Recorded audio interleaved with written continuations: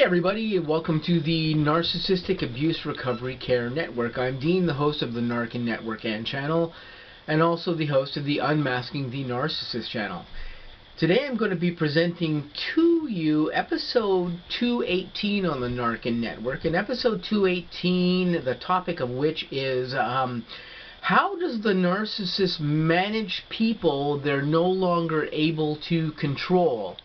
So what we'll be talking about in this video is exactly that. How does the narcissist deal with victims when they're no longer able to control those victims because either the victims have been made aware that they're dealing with a narcissist, or perhaps the victim is just really difficult and is not going along with whatever the whims of the narcissist and whatever those things are. Because some people the narcissist will try to get over on, or get over stuff on, and these people will prove to be next to impossible to actually manipulate, because they're just not agreeable people. They're just not easy to deal with or easy to manipulate in whatever way the narcissist seeks to do this. So what does the narcissist do with these victims or people when these people don't really want to go along voluntarily with whatever the narcissist wants them to do? Well, the narcissist will typically put that person, of course, into a devaluation period, because the narcissist isn't getting what they want out of them. Excuse me. This is making it difficult for the narcissist to get their supply, to get their fuel supply, to get their attention, to get whatever it is that they want out of this person. So they will put this person into a devaluation period. Or, in a more severe case, they will put this person into a disengagement period where they don't engage with this person for whatever reason. They literally shut down pretty much all the dialogue or any type of contact with this person. They go literally cold with this person. This person isn't getting any feedback from this narcissist, and they're not getting any engagement with them in any particular way. And the narcissist uses that disengagement with that victim to control the victim as well too. But it's also because the narcissist is not able to control them. They're not able to get what they want, so they have to figure out a way to get away from that person in order to engage with some other individual who will provide them with a better source of attention and provide them with whatever other fuel it is that the narcissist actually requires. So they will put them into a controlled devaluation, or in this instance they will put them into a controlled detachment phase with this person, where they don't deal with this person as closely, or sometimes they don't deal with this person at all during that period. But they will usually use tactics of this way in metered doses. If a narcissist wishes to keep around an appliance or a victim for future involvement, they're not going to completely detach from that victim. They're going to limit the contact that they have with them. They're going to limit the dialogue that they have with that victim, but they're going to keep that victim on a very, very long rope. And if they need some type of attention from this victim, even if it's difficult to get from the victim, they'll keep them close enough that they can still get some degree of attention from them if it's needed. And they will come back in periodically to have contact with that victim, even if it's brief, just to have a very simple dialogue or enough dialogue with the victim to keep them on a short rope and to keep that victim interested in some particular way, but without having to give up too much energy towards them or make too much of a grand gesture towards them that draws them in enough that they have to become re-engage with that victim in a more deep manner,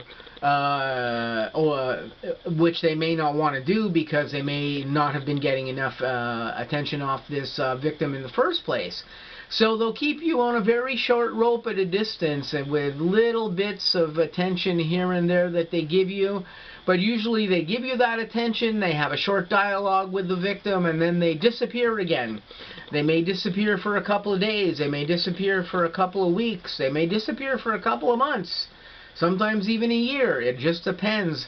But they will keep that victim on a very short rope just in case they need to re-engage with them in some particular instance. And of course, this re-engagement with an undesirable victim actually usually comes when the narcissist is having a dry period or a very dry spell. They're not with somebody, they don't have many appliances within their fuel matrix, and they're not able to get a lot of attention off of other people, so they will come back and engage with that person in order to attain attention from them, even if the attention may not be of that high level that that narcissist may particularly like from people. They will still re-engage with a person, even in a brief manner or in a low-level manner, just to get what they can from that person, and they will put them back into a state of being shelved, where they won't deal with that person for a little while because they don't have to. They suddenly have other attention from other narcissistic victims that they're dealing with, and they no longer have to engage with that person. So they do this in instances with individuals who are difficult to deal with. They do this with victims who are difficult to deal with. They do this with victims who aren't easy to manipulate if they can't get along with them. They do these things in these ways simply to control these people, because they no longer can control these individuals in other ways.